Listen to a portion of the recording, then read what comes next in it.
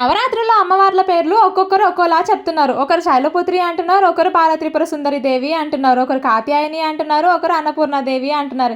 ఏంటక్క ఒక్కొక్కరు ఒక్కోలా చెప్తున్నారు, అసలు అమ్మవారి అవతారం ఏంటి అని అడుగుతున్నారు కొందరు. నిజానికి ఈ దసరా నవరాత్రులు అనేవి దుర్గా అమ్మవారికి నవదుర్గా స్వరూపాలకైతే మనం పూజ చేసుకుంటాము. అయితే నవదుర్గా స్వరూపాల్లో ఉగ్ర రూపాలు కూడా ఉంటాయి అన్నమాట. అందుకని కొందరు ఏం చేస్తారంటే విజయవాడలో అమ్మవారికి ఎలాగైతే అలంకరణ చేసుకుంటారో అలాగా అమ్మవారి పేర్ల మీద అయితే అమ్మవారికి పూజ అయితే చేసుకుంటూ ఉంటారు. ఒక్కో ఊర్లో ఒక్కో గుళ్ళో ఒక్కొక్క ప్రాంతంలో అమ్మవారి అలంకరణ ఒక్కోలా చేసుకుంటూ ఉంటారు, అలా పిలుచుకుంటూ ఉంటారు. ఎలా పిలిచినా మనం ఎలా పూజించుకున్నా ఎలా అయినా సరే మనం పూజ చేసుకునేది అమ్మవారికి కాబట్టి మనం ఏ రూపంలో ఉన్న అమ్మవారికి పూజ చేసుకున్నా పూజ అయితే అమ్మవారికే చెందుతుంది. ఎప్పుడు నవరాత్రులు అంటే 9 రోజులు వస్తాయి కదా, మరి ఈ సంవత్సరం 11 రోజులు అంటున్నారు. మరి మేము నవరాత్రులు దీక్షలా చేసుకుంటున్నాము, దీక్షలో ఉన్న వాళ్ళు 9 రోజులు చేసుకోవాలా 11 రోజులు చేసుకోవాలా అని అడుగుతున్నారు కొందరు. దీక్షలో ఉన్న వాళ్ళు 11 రోజులు వచ్చాయి కాబట్టి నవరాత్రులు మీరు కంప్లీట్గా ఈ 11 రోజుల పాటు అమ్మవారికి పూజ అయితే చేసుకోవడానికి ప్రయత్నించండి.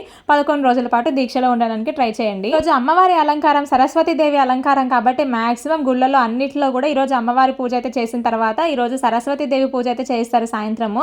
పిల్లలకి ఎవరికైనా కనుక అక్షరాభ్యాసం కాకపోతే ఈరోజు మనం గుళ్ళో అక్షరాభ్యాసం కూడా చేయించుకోవచ్చు. అలాగే ఆల్రెడీ స్కూల్కి వెళ్తున్న పిల్లలకి అయితే కనుక సరస్వతి పూజ చేయించడం చాలా మంచిది. ఈ రోజు నేను సరస్వతి అమ్మవారికి పాయసాన్నాన్ని నైవేద్యంగా చేసి పెట్టాను. పాయసాన్నం రెసిపీ ఎలా చేయాలో నెక్స్ట్ వీడియోలో పెడతాను. ఎడ్యుకేషన్ మినిస్టర్ అయినటువంటి ఆ సరస్వతి అమ్మవారి కరుణా కటాక్షాలు మన అందరి మీద ఉండాలని మనస్ఫూర్తిగా కోరుకుంటున్నాను. వీడియో నచ్చితే మాత్రం లైక్ చేసి ఛానల్ని సబ్స్క్రైబ్ చేసుకోండి.